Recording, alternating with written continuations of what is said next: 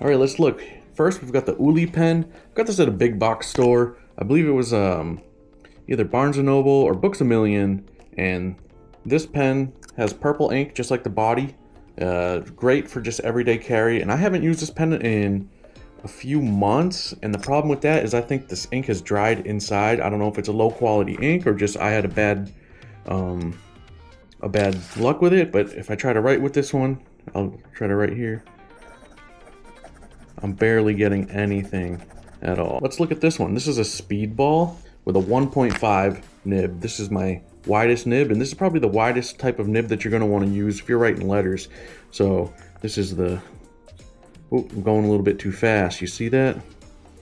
So...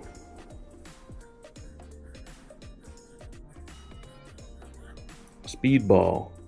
If you go a little bit too quick, it kind of can't keep up with the amount of ink it's trying to put out. And what I like about this is that it's very bold lines. You can still get thin lines on some of them. Quite nice. Next, this is the Pilot. I believe it's the Metropolitan retro series with the green. I've got blue ink in it right now. Pilot. Metropolitan. And this used to be my daily driver for school. I would take this every day, take all my notes, and it was very dependable. And I went ahead and got a cartridge for it because I was using it so much. That is a refillable cartridge with a plunger. So you twist this one. See the plunger go down, up and down. And that's how I refill it. So super easy, especially if you're going to be using a pen all the time. I recommend getting a refillable cartridge. Now, the new pen, boom. This guy is a Parker 51 Special, circa about 1950s to 1960s. This is a navy gray. It's got a hooded nib. That's probably the most striking thing that's different about this versus the other pens. Is that this body case goes over the hood. And this has got the aromatic filling chamber, just meaning it's got this bulb with these two metal bars that you squeeze. And that's how you refill it. And I'll try to get some pictures of the text on here. But this, usually this bulb, this rubber bulb is rotted out just from age and having like different types of inks inside of it. Especially some of them before were, like this one asked for superchrome ink. And I believe that was a bit acidic and it would destroy the plastic and components over time. But this one was still in good shape and I picked it up for $10. So this is the Parker 51 Special.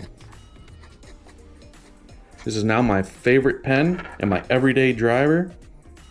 This is always in my pocket now when I go to work. And I love just how bold the lines look. It's not quite as bold and thick as these ones, but it's still really easy to read. Puts on a modest amount of ink. I'm not refilling it every day. All right, guys, so if you have any questions on pens, let me know. But just to go over again, this used to be my daily pen for school. I'd always take this with me, taking notes. And I would take it to work as well, and sometimes one of the Speedball pens, just because they're cheaper and I don't have to worry about them. But now, the Parker 51 Special is my new go-to everyday carry. Every time I'm at work, I got this in my pocket, keep it in there, and anytime I need to jot something down, boom, I love this pen. So easy to read, and I got this antiquing at a thrift store for $10. And believe it or not, I didn't know much about it. Then I went home, did some research, and this is the navy gray color pen. Probably, you can't find a specific year, probably somewhere around 1950s or 60s. So this is around 70-year-old pen, time of this video. And they are way more than $10, especially in a functioning pen. I've seen ones in worse condition than this, going for $80. Some of these in better condition are going for $150. So that's kind of why I carry this pen. It's just kind of a special story to me. And I got this in Brunswick, Maine when I was on a little weekend vacation with some friends. So I love this pen, and if you want to see more, tune in next time. Check out these other videos. All right, see you there.